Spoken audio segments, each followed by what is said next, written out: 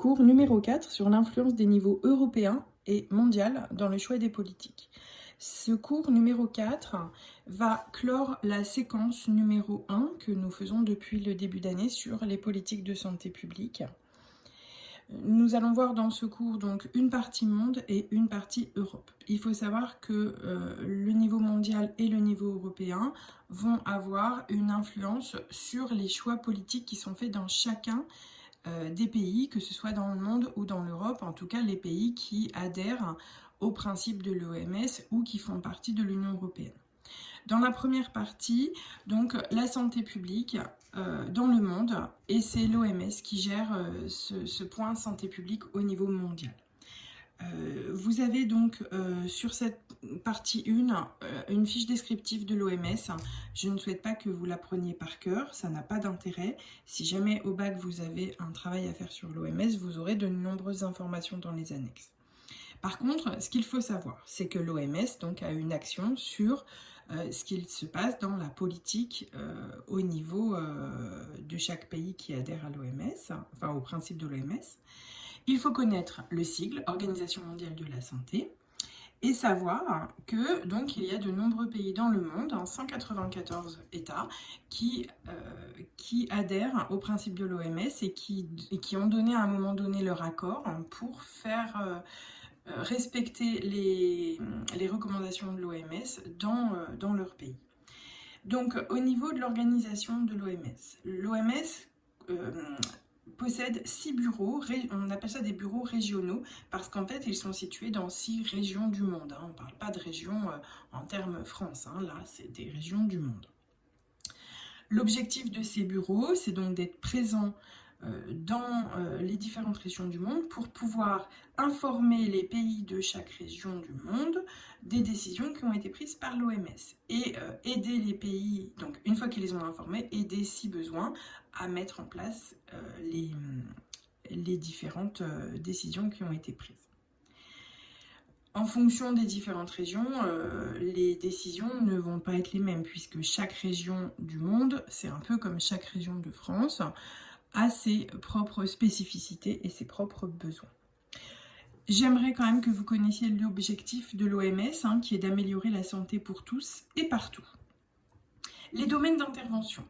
Alors, je ne vous demande pas de les apprendre par cœur, pas du tout, mais en fait, il faudrait retenir dans les grandes lignes que l'OMS s'intéresse à la santé, au bien-être des populations et donc va agir sur tous les facteurs qui vont avoir un impact sur cette santé et ce bien-être.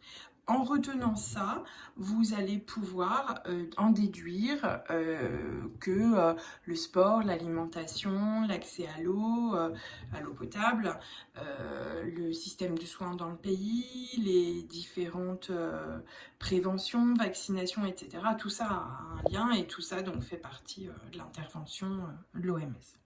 Les principes d'intervention, c'est pas très compliqué, ils y sont tous.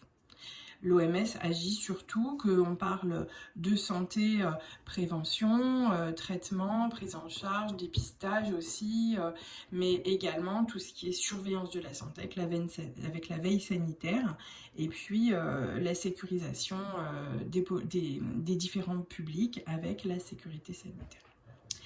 Au niveau législatif, ça c'est important et ça il va falloir l'apprendre. Le RSI, c'est le règlement sanitaire international. C'est un document en fait qui a été réalisé par l'OMS et que les différents États membres s'engagent à respecter. C'est un peu, alors ça n'a pas une valeur de loi, mais c'est un règlement. Donc les pays qui adhèrent, qui deviennent membres de l'OMS, doivent absolument respecter ce règlement sanitaire international. S'ils ne les respectent pas, ils peuvent être exclus en fait de l'OMS. On peut, l'OMS, bon, pas forcément immédiatement, mais l'OMS peut tout à fait leur dire vous ne faites plus partie des États membres puisque vous ne voulez pas respecter le règlement sanitaire international. Et donc le règlement sanitaire international peut tout à fait imposer des choses aux différents États membres.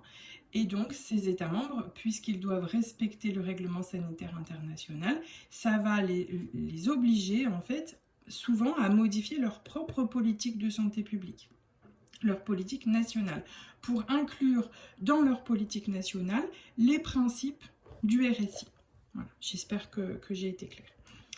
Alors, les domaines prioritaires pour le bureau Europe, donc c'est le bureau qui gère également, entre autres, la France, va s'intéresser aux grands problèmes de santé publique que l'on a déjà vus.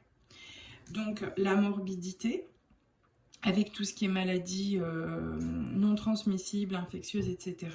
Donc la morbidité, puisqu'on a vu que la morbidité était quand même importante en France. Elle va travailler sur les déterminants de santé. Vous avez le cours avec vous, hein, normalement, donc même si c'est un petit peu petit pour lire sur la vidéo, vous pouvez tout à fait lire dans votre cours.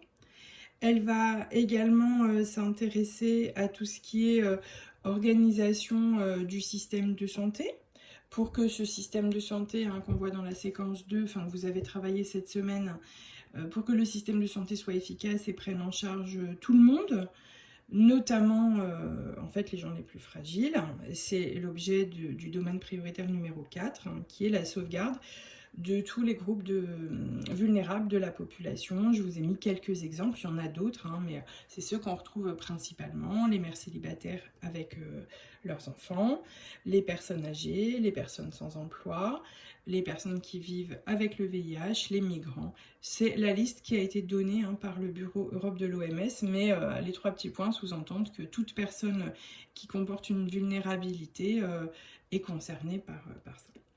Conclusion pour cette partie monde, c'est très très important qu'on ait une politique de santé publique mondiale, parce que ça permet en fait aux différents pays d'être coordonnés et d'agir de façon globale, parce que on s'aperçoit par exemple avec la crise Covid que les maladies elles passent les frontières, que ça peut devenir une épidémie, peut devenir une pandémie, c'est-à-dire qui va toucher l'ensemble du globe.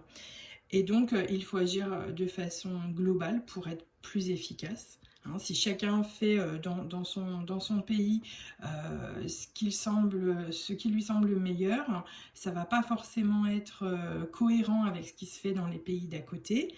Et donc, on sera moins efficace. Ça permet donc d'être plus performant grâce à une mise en commun de ressources. C'est important de travailler sur des ressources communes, parce que si chacun fait par exemple ses recherches médicales dans son pays avec ses propres ressources, les recherches vont être moins efficaces et moins abouties, vont aller moins vite, parce que chaque pays a un petit financement pour les recherches médicales, alors que si tout le monde met l'argent en commun et met les efforts en commun, que ce soit au niveau humain, au niveau matériel, hein, donc mettre les chercheurs en commun, mettre le matériel en commun, mettre les avancées, les découvertes en commun, ça permettra d'être beaucoup plus performant. Et puis enfin, il y a une veille sanitaire qui est aussi mise en commun, parce que ça permet de voir comment évolue le problème de santé en question. Enfin, il y a de plus en plus de propagation des pathologies, hein, de celles qui sont transmissibles évidemment, parce que aujourd'hui, notamment au sein du Bureau Europe et donc au sein de l'Union européenne, il y a des échanges qui sont favorisés, hein, puisqu'il n'y a plus de frontières, il n'y a plus de contrôle aux frontières, donc tous les produits passent sans être contrôlés. Les humains, hein, donc les voyageurs, peuvent se déplacer également sans contrôle. Il y a de fortes importations-exportations, et donc c'est très facile pour les épidémies de se développer d'un pays à l'autre. Et puis on peut même évoquer ça au niveau mondial, hein, sans parler du niveau Europe. Et on le voit avec certaines crises, notamment là encore la crise Covid. J'en parle parce qu'on est en plein dedans et que ce sont des exemples qui du coup vont être faciles à comprendre pour vous. Donc avec la crise Covid, on a donc un échange de personnes et de marchandises qui va être très rapide d'un pays à l'autre et qui a favorisé en fait l'évolution de la pandémie à grande vitesse, hein, puisqu'il n'a fallu que 3 mois à peine 3 mois pour que l'épidémie fasse le tour du globe.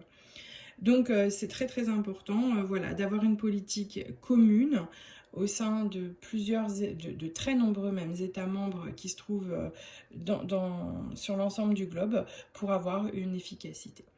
Je termine ici la partie sur le niveau mondial et dans la prochaine vidéo, vous aurez donc la partie sur le niveau européen.